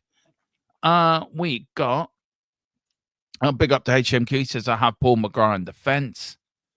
Good shout, but he is on your bench, isn't he? I think he is on your bench, actually. Yeah, Paul McGrath's on the bench. Colin says, Giggs, Edwards, sorry, Rebel. So he's gone for Giggs instead of Edwards, I think. We got Berbatov was supplying he was. Colin's giving it an 8 out of 10. See, I'm just being picky. That's all. For me, I'm just being picky. And then Robbo was immense. Box to box, could finish. He could. Right. Before we carry on, I'm going to show you my all-time combined Man United Spurs 11, Kev. So, what do you think of this lineup? I've gone for Pat Jennings in goal. I've gone with a back four of Dennis Irwin, Paul McGrath, Mike England, and Chris Houghton. I've gone for a midfield four of Roy Keane as playing in front of the back four, David Ginola, Georgie Best, and Glenn Hoddle in the number 10 role. And then up front, I've gone for Jimmy Greaves and Bobby Charlton. Now, this is my all-time combined Man United Spurs 11. Now, one rest we're going to show you is our all-time 11 from my clubs. But what do you think of that, Reb? Do you like it? Would you make any changes? In a two-striker situation, Jimmy, no problems. Bobby, Mhm. no problems. Georgie, no problems. Roy, no problems. Now, this is where we get interesting. Huddle, given some of the names that we mentioned already today, Mm. it's probably a, depending on what shirt you're wearing, situation. Yeah, it's You're true. going to say your guy, I'm going to say my guy. I'm going to come back to David because he's an interesting one. Dennis, yeah. No, right back. Chris Hooton, Gary Neville. It's probably a bit of, depending on what side of the bread you've buttered, really, again there. So I'm not going to argue too heavily against you on that one. Jennings. Now, I'm going to defer to the goalkeeping coach on that one. Yeah. Big Peter Schmeichs or Jennings. Colum, I'm going to get you to I give. was interested to see what Colin would think actually on that. I'm really be interested to see what he comes back with. I did struggle with that, but I just thought Pat Jennings for me is a far better goalkeeper than Peter Schmeichel. I'm not saying Peter Schmeichel's not a great goalkeeper. He's not. He's a legend, but I think Pat Jennings has just edged him, in my opinion. Then you paired Mike England with Mr. McGrath. Welsh footballer. Jeez, he's 83 now. Go figure. I just thought with Paul McGrath's pace and the way he was on the ball, and the way he could play out the back as well, he's a bit like Van der Ven, or he's a bit he was a defender that could play with the ball. Mike England was your more Romero type striker, or your more Roy Keane type defender. He would put his foot in. He was there. He was your rock. Where Paul McGrath's a bit like, I don't know, Van der Ven or a defender of that ilk, where he got the ball, he can play with it. So that's why I went for that combination. That was my reason behind it. To be fair, that's why I picked the two of them. I'll be honest with you, I haven't done enough looking back into his career to kind of argue against you. Like, again, I suppose when you have the likes of McGrath, Vidic, Stam, Berg, Mike England, and God knows how many other centre backs to pick from. Yeah. There's going to be reasons. There is going to be reasons for any of them, really, isn't there? Yeah. And you're going to make arguments for it. And actually, I did say I'd come back to Davis because he did love an old advert for an old shampoo company, if I remember correctly. David Tinola, he gives it his all. Flick of the hair, his shoulders, mate. Yeah. But actually, that was his Geordie days, wasn't it, when he did that? It did, yeah. It was. But yeah, let me know what you think, guys. That is a combined 11. I did that off my own back for that. So we've got HM says, go on, you go through the chats there, and I'll bring up the next. He's basically saying Waddle at halftime for Ginola, so that he'd be springing Waddle from the bench. Now, and that's the last comment I'll do for the moment. Is Bias as Giggs was always my favourite player. Yeah. This is Philip's all-time Tottenham 11. He's gone for Pat Jennings in goal. He's gone for a back four of Baker, King, Ledley King, Mike England, Cyril Knowles. Nice one, Cyril. That's where the sun come from. Now, Philip didn't tell me how he wanted to set this up, so this is me setting the team up for him. Got Dave Mackay in front of the back four. I've got a midfield tree of Modric, Graham Roberts, and Paul Gascoigne. And then up front, we've got Jimmy Greaves and Harry Kane. What do you think to that lineup, all-time Spurs 11? What would you give out of 10 for that? That's a solid 7, in my view. Yeah. And I'm going to cause ruptions here. Looking at that front three, Kane is a pretender to the other two, in my view. As much as he love him, he does not belong with those other two players. No, that's Harry Kane. Yeah, that's what I mean. Like, Gascoigne was something special. Greaves was something special. I think Harry Kane is, you know, the way when you look at top tier and then just below top tier. I think that's where Kane is when you put them next to those two. Yeah. Look, Harry Kane. Look, Harry Kane for me is our club record goal scorer. He is. I do know, but Jimmy Greaves was something special. Paul Gascoigne for me. I don't agree. Gaza was that great. I think Gaza was great in bits and pieces. In in bits. I don't think Gaza was a talented footballer, but I don't think he was as good as everyone made him out to be.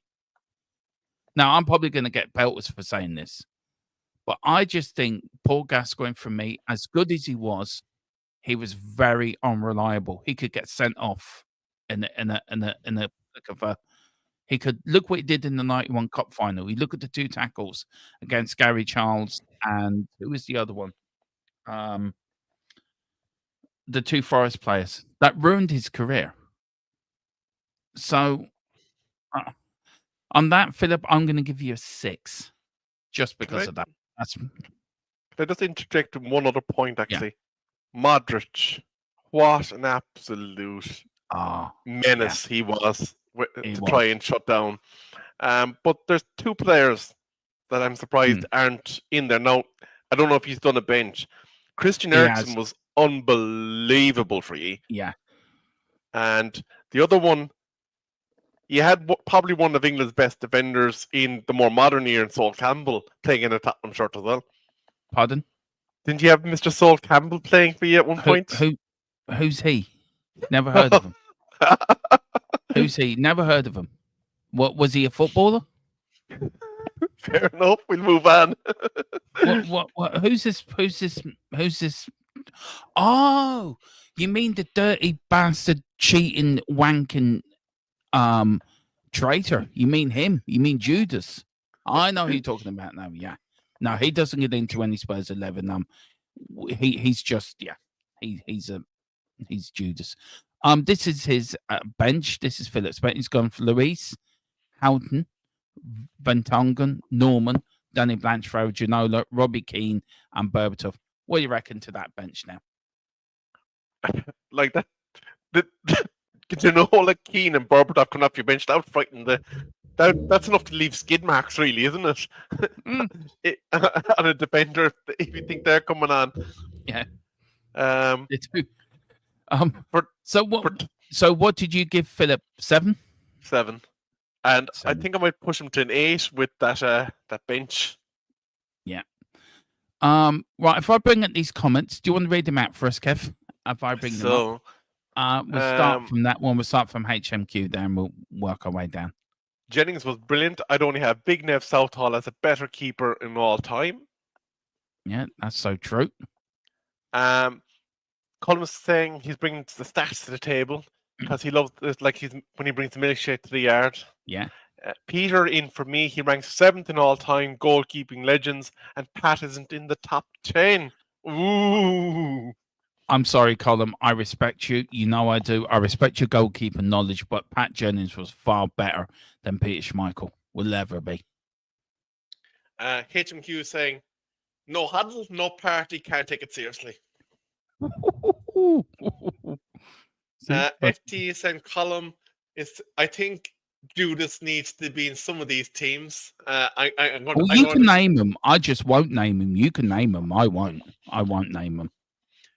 No huddle straight away. All right. Just hide Philip. I have to be nice to Philip because I get horses' heads when I'm not nice to him. So this is why I've got to give him a good score. Do I need to be aware of mafioso ties, do I? Well, do you know, there is a rumor going around he is called the Godfather up in Leitrim for a reason, apparently. I don't know why. Oh, he's from Leitrim. Okay. Yeah, Philip, you're great. Fantastic. Jesus Christ. Taxi! I didn't know Leitrim had that much of effect on you. Gaza was a genius, says HMQ. Yeah, I like this one. They keep mentioning this Campbell character. What's going on here? Whoever he is. Mr. Campbell was one of the best centre backs. Spurs had it, and he's probably a generational talent. Why, better than what you currently have. Viva, viva, Sol Campbell, baby. You sound like bloody Jerry Adams. You sound like one of those.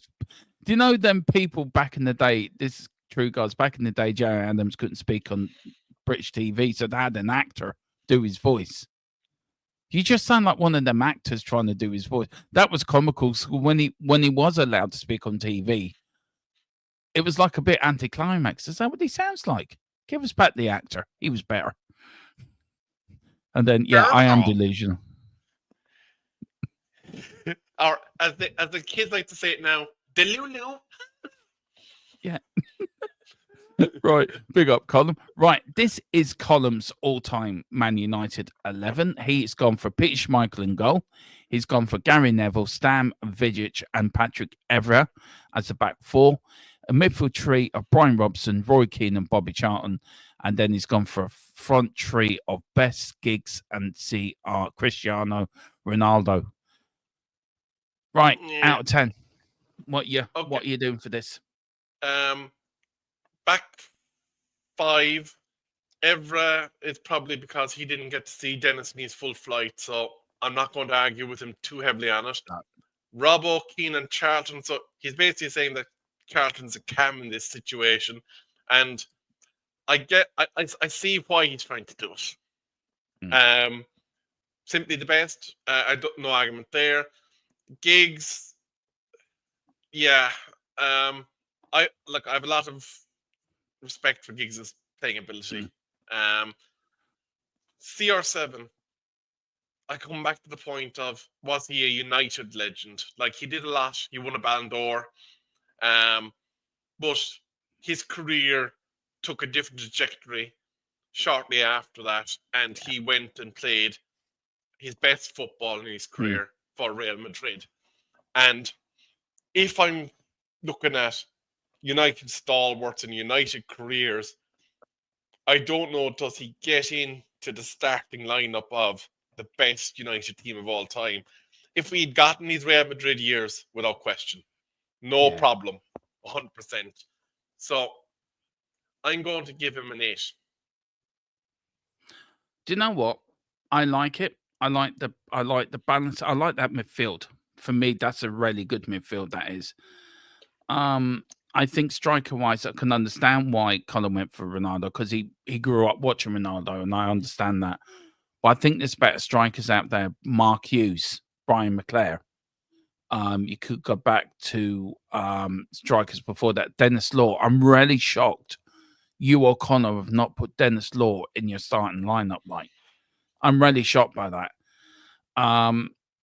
Look, wingers, Georgie Best is in everyone's all-time 11. Ryan Giggs, yeah, I do agree. Duncan Edwards, I've seen videos of him. Yes, he is a good player, but Ryan Giggs is, whatever you think of him out of the game, on the football pitch, he was a genius for me. And like, people call Paul Gascoigne a genius, but Ryan Giggs done it over a longer period of time. And he didn't waste his talent. Paul Gascoigne wasted the talent that was given to him. If Paul Gascoigne had dedicated his life to football and really dedicated himself to his craft, I think we'd be talking about a very different Paul Gascoigne. And don't get me wrong, I love Gazza. I love, he's funny, but I just feel if he went to United, I think he would have been a completely different player.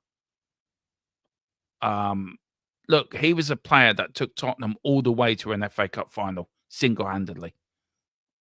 And only one other player done that was Maradona when he took Argentina to the 86 World Cup final, really, single-handedly. But Ryan Giggs, for me, he done it time after time after time after time after time. So I'm going to give that an 8 as well, actually. I think it's a very good lineup. Can I throw a question at you, Dermo? Yeah.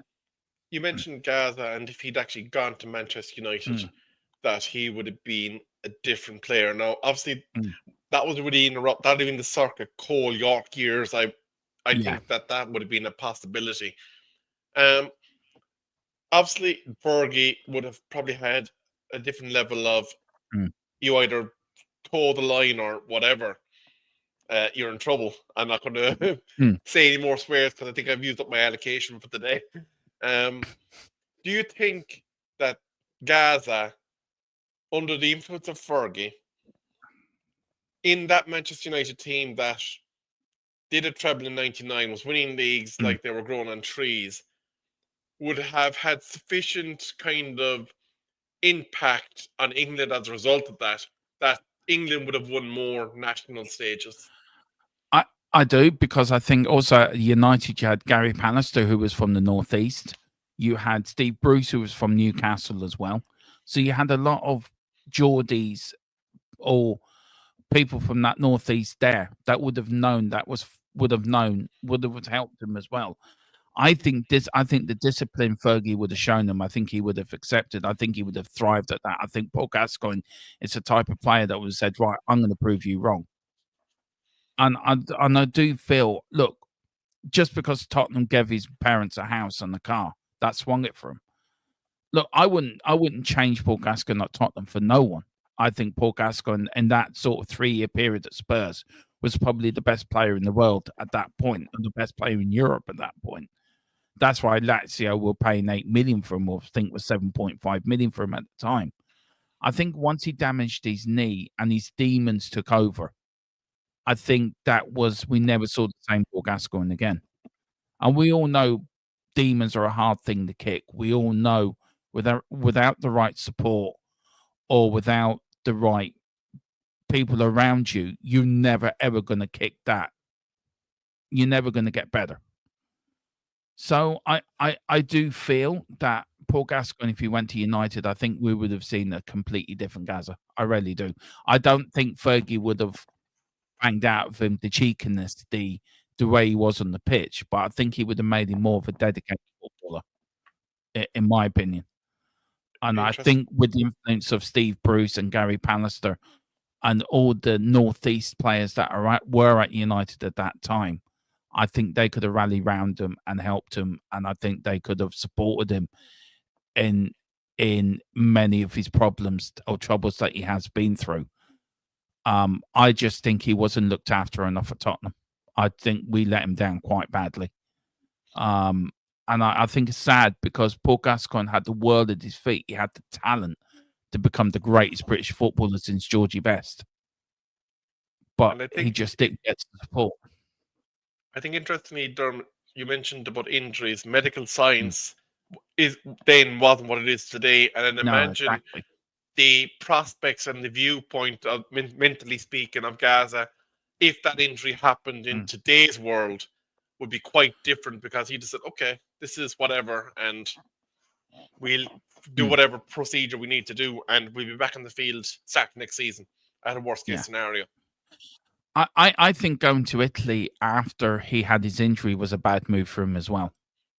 I think Tottenham should have kept hold of him. I think after the Alan Sugar and Terry Venables saved the club, I think they should have said, right, Gazza, you're staying with us. We're going to build a team around you. I think him going to Italy, I think going to Italy wasn't the best for him at that time because of his injury. We all know Jimmy Greaves complained even back in the 60s. It was a total different, totally different to British football. He's very alone. And I think Paul Gascoigne was alone a lot of the time. But look, this is my all-time Spurs 11. I've gone for Pat Jennings in goal. I've gone for Ledley King, Gary Mabbott, Steve Perriman, and Chris Hughton as a back four. Dave Mackay sit in front of the back four as well. So I've given it's number 6. I've gone for a midfield tree of Graham Roberts, Danny Blanchflower, and Glenn Hoddle. And of course, up front, I've gone for Jimmy Greaves and Harry Kane.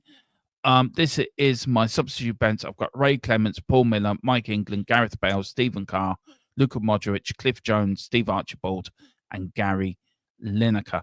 So, that is my all-time Spurs 11. Right, you Gads, down to you, Kev, and the people in the chat. What do you think? Actually, I think this is the first mention of Mr. Lineker during this entire section of the program, which is, when you think about it, I suppose, he's had a kind of a glistening career where he's played for a lot of big boys. He obviously did a stint with a certain Catalan club. He did. He's also very proud of his Leicester days, as we know, and he wears that badge quite heavily. Hmm. But I'm going to have to defer to the chat on some of these players because I'm not as up to the archives of the Spurs teams as I would be with my own crowd. So I'm going to defer and see what's going on here. Edem, I'd give him a 9. Oh, thank you very much. Camus says no Harry Winks, Dermo. No, he doesn't even make the bench. I sold him. He's out there. He also agrees with Coleman Peter up there with Oliver Kahn. That's a good shout. By the way, a useless bit of information for you. Mr. Ronaldo, the Brazilian variety, and Spurs' own Robbie Keane were the only 2 players that he conceded on in the 2002 World Cup. So there's a bit of useless trivia for you. And I don't see any more comments for you, Dermo, but No, it looks like you've reached Champions League football with your review. Yeah, I'm quite happy with 9. I'm quite happy with that. This is Carl's predicted all-time Spurs 11. Now he's gone for a Premier League 11. I just can't read it. I actually can't read. So Hugo Lloris, Vertonghen, for some reason, so I need to enlarge it a bit for me. He's gone for Ledley King, Stephen Carr, Gareth of the Bales, Luka of the Modriches, Dembele, which I'm going to let Dermo go ham on about in a minute, Mr. Son, and then up top Teddy and Mr. Harry Kane. Firstly, he's playing the 4-4-2 formation with Bale and Son bombing down them wings. Stephen Carr, for me, great shout as a fullback. I toyed with the idea of putting Steve Carr in, but I just thought Chris Houghton was a better defender. Ledley King again, what a player he was. With his dodgy knee and the amount the amount of times he played for us. I like the midfield of Bale and Sonny wings, Modric and Dembele. Dembele for me, what a player! What an absolute player! I thought he really was. I loved him at Tottenham, and we've never really replaced him since he left Spurs. We've never replaced him, and we've gone for a front 2 of Teddy Sheringham and Harry Kane. So I'm going to give that an 8.5. That's my thought. Right. What do you give it? And what did the chat give? Let's know what you think of Carl's all-time Spurs 11. It's very solid. Like, there's pretty much any one of those players at some point in my lifetime has been in my fantasy football team. I don't think there's a single one of them that hasn't actually been in it.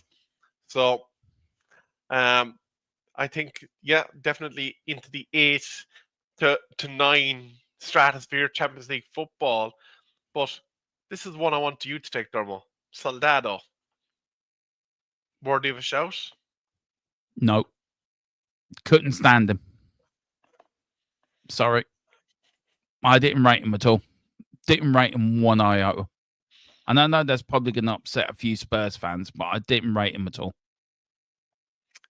Counter arguments in the chat, please, folks. There you go. And he's gone for Vadi Crash. Yeah. I enjoyed that. I think, look, I enjoyed that. I think we will do a Premier League all-time 11. That will be interesting. But I think we'll do that live on air, on Big Up or on here. We will do. But what I want to end up is, guys, is this. We were talking about it the other day about Eurosport closing down and free-to-air television. I know I can't believe we're nearly an hour and 44 minutes. We will. I know you got work in the morning, Rebel, so we will finish off shortly for you. Just very quickly on Eurosport ending and more sports gone behind the paywall. Got the FA Cup gone behind the paywall now as well. Do you feel free-to-air sport is now done as an entity? I think you only have to look at our own humble GAA Yeah. and the birth of what has become the despised GAA Go or whatever they're going rebranding it to now, because RTE have actually removed themselves from that partnership. Mm. The situation is that even amateur sport is now starting to be put behind paywalls. And it seems like this is the modus operandi that even probably the tiddlywinks that's going on down in the local hall could end up going to, because there doesn't seem to be an appetite for free-to-air broadcasters to pick up the huge gargantuan costs that there is now associated with getting the rights to showing these games and putting them in on your television screens. Because not only do they have to pay whatever organization that they're after winning the right from, be it UEFA or the IRFU or whoever, they then have to send a crew of people out to that game. They have to have those people then setting up very expensive cameras, paying them for their time. They have to have broadcasters in the studio then to create the halftime ambience and pre and post game ambience. They have to pay commentators up at the live game that are going to, comment on all the goings on.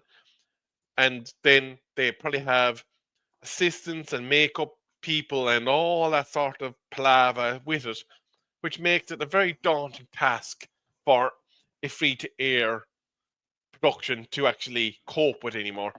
So I think, unfortunately for us, the era of free-to-air is probably on its last legs. But what I am kind of hopeful for, Yeah, I think and so. I suppose it's a better solution than having to pay 9 or 10 different providers, is that eventually we will go to the situation where you will have a kind of a Netflix type sporting arrangement. Netflix, Amazon, all these people are very enthusiastic about getting into these venues. And again, I'm going to use the WWE because it's the only example that I can think of at the moment that Yeah. has gone this way. They used to be on Sky, then BT, and whatever other paywall premium service channel that is available in the UK. They kind of bounced around them. They are now on Netflix. And maybe it will happen in the future, but Netflix did not increase their price to allow you access to the WWE's product. And interestingly, what was known as premium live events that you would have had to pay 20 and 30 euros to Sky to get access to are also included within the remit of Netflix. So buying the Netflix subscription, for those that are interested in WWE, has made viewing their content cheaper and also giving them the access to the rest of. Yeah, I get it. You look at DAZN as well. They've picked up all the Queensbury and Matchroom have gone over to DAZN for the boxing. You look at Formula One on Sky. That won't be long before it's either at DAZN or on Netflix or something. I think Netflix might buy the right for Formula Ones, by the way.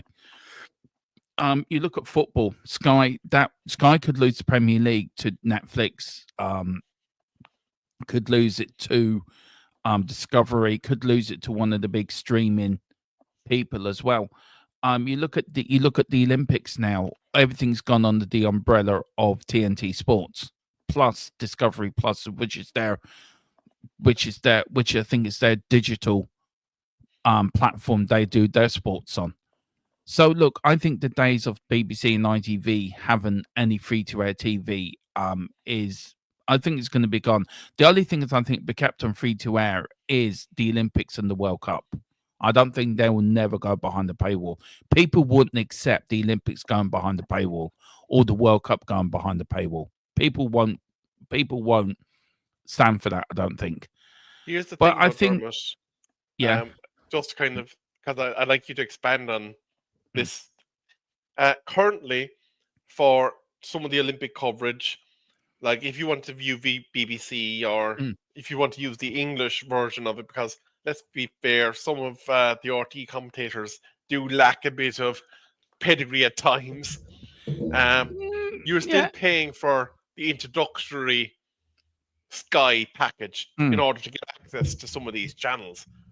And I think you haven't taken the thought process quite far enough. I think the Sky packages as we know it and terrestrial television channels as we know it are probably coming towards the end of their life cycle, in that They are. we're moving towards the Netflixy type content consumption. And with that, I don't think true free-to-air channels are going to exist anymore. You'll be paying a base rate which will cover all that, and then you'll have your add-ons. Yeah, I agree with you. I think that's how it will end up being. If you look at the Olympics, I love watching endurance racing, the like Le Mans 24 hours and different motor racing, and that's now on TNT, but it's also on Discovery Plus where you can rewatch it. You go into the Olympics, Discovery Plus are showing the whole Olympics. You can watch any sports you like just for £8 or €9 a month. YouTube as well will get into the act as well, by the way. You watch YouTube get into, they show at the moment on today, there was live Bundesliga on YouTube, and they show live women's football on YouTube. So I think traditional BBC One and ITV and Channel 4, I think they're gonna lose. I mean, the rights for the football for the next cycle is €1 billion. So look, my last question on this, and then we'll end off there. Will there be a chance that it could revert all back to free to air, because the bubble will go bust? Nobody will be able to afford to pay the rights, and will it all revert back to free to air, or will the likes of Netflix and DAZN, will they sort of, all right, we're going to step in, we can afford it, this is what we're going to do, but we're also going to do, we're going to get half of it to free to air?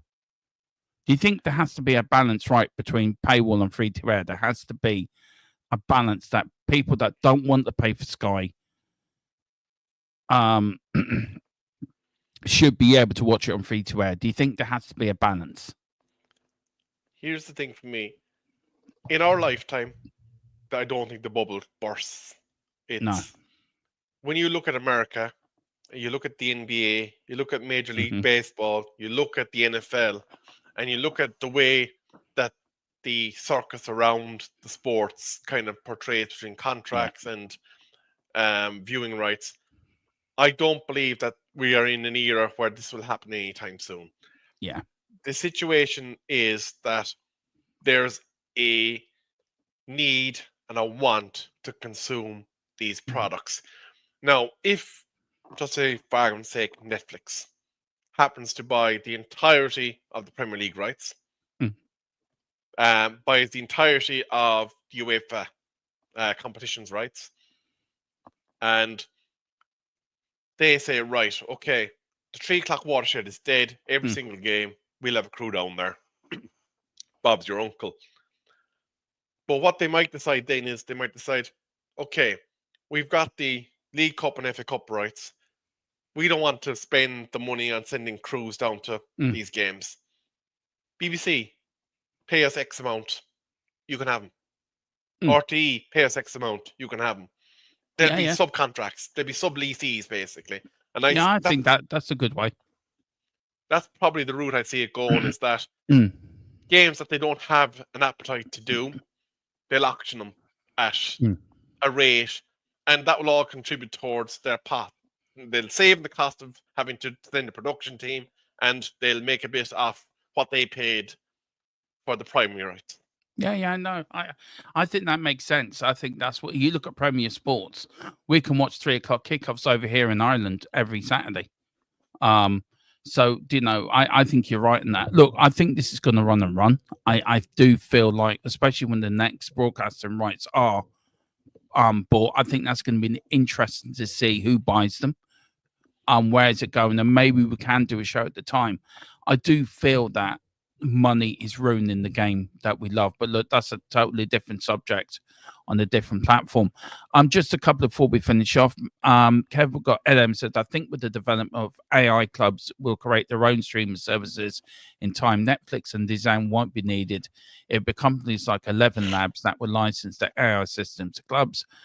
I agree with that. I think also the Premier League is going to broadcast their own on their own. I think they're going to start putting out their own football on their own platform. So watch that space. Adam, this is his all-time Spurs 11. He's gone for Jennings, Perriman, England, King, Howden, Gascoigne, Odilis, Hoddle, Bale, Kane, Greaves. I'm going to give that a 9 out of 10. You out of 10 for that? Big up for Ed. First mention of Ozzy Ardiles in the entire broadcast. Yeah. So, yeah, I agree with you, Dermo. Okay, and then we've got Shamu here saying Jennings, Walker, King, Toby, Bale, Modric, Dembele, Van der Vaart, Kane, Son, and Defoe. I'm going to give that a 7.5 out of 10. Yeah, interesting. Again, first mention for Jermaine Defoe in the broadcast again. So big up for bringing something new to the table. And I think was it the first mention for Van der Vaart too? Or am I mistaken? No, it was the first mention of Van der Vaart. And also for Kyle Walker. Or is that Walker Peters? No, Kyle Walker, I think. What are you giving that? A 7? What are you giving that out of 10? Solid 7, yeah. Obviously, clearly a younger fan with more recency bias, but again, you can't argue with that. If you're going Premier League plus one or two legends, it's a very solid lineup. It is. Well, listen, that is it. That is the Tottenham Hotspur Man United all-time 11 show. We've had a great. This has flown by. Nearly 2 hours has gone like that. I can't believe how quick it's gone. It's absolutely flown by. Up above there, Kevin said, if Kevin can point to it, this side is the QR code. Do hit that. That does bring you to our other channel, Matchday Magic, over on Big Up. You will see myself there. You will see Column there. You will see Kev there as well, and Tequila as well, if you might make the odd appearance. We have got a show on Tuesday. Tottenham Team Talks is moving over there. It's been sort of redesigned, Tottenham Team Talks now, but do join me for that. Kev, where can people find you, sir? Kerry_Rebel on the old Twitter machine. And moonlighting here in Tottenham Hotspur till I die. And once me and Cullum sort ourselves out, maybe a bit more spotlight in UFC or collabs from the Spotlight in UFC point of view. But yeah, mainly here. Many. Well, listen, guys, thank you all for watching. Am I doing a show tomorrow? No, I'm no show. Well, there may be a show tomorrow. It depends what news comes out. Tuesday, do join me on Big Up as well for that tactical show. Wednesday, we've got the pre-match build-up. Brilliantly that Kev will be joining me for that on Wednesdays. We're going to build up to the game on Thursday. We're going to go over the talking points. There is a new show coming out as well for you members. It is the press conference. We are going to cover it. I'm going to pre-record. We can't show the press conference because of copyright laws, but I can talk about it. I can bring up the points, and I am going to do every press conference. I am going to cover it for you guys to get it out there for you members. And also we'll cover the post-match press conference as well in Final Score. So that's something new we're bringing up. But thank you all for watching. I've really enjoyed tonight. Kevin, thank you for joining me again. It's great to have you aboard, sir. And whatever you're doing, please love one another. Support Tottenham to the end. We are the best team in North London. Sorry to Man United get knocked out of the FA Cup. It does hurt. But join us on our European glory road where it should be a Spurs Man United final. But as we always say, as Tequila always says, it's just who we are, mate. See you later. Eyes on the prize, victory in sight with all our might, with all our might, with all our might.